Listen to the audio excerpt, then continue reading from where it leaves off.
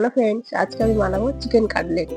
তার জন্য এখানে নিয়েছি চিকেন কিমা নিয়েছি।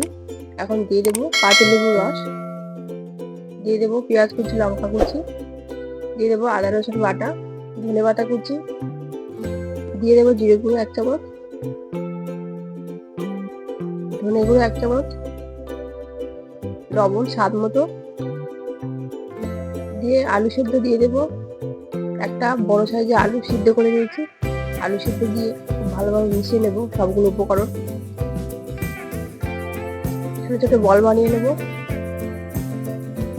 একটা বল নিয়ে ডিমের গুঁড়ায় দিয়ে ভালো করে কোট করে ব্রেড ক্রাম্বসের মধ্যে দিয়ে ভালো করে কোট করে নেব।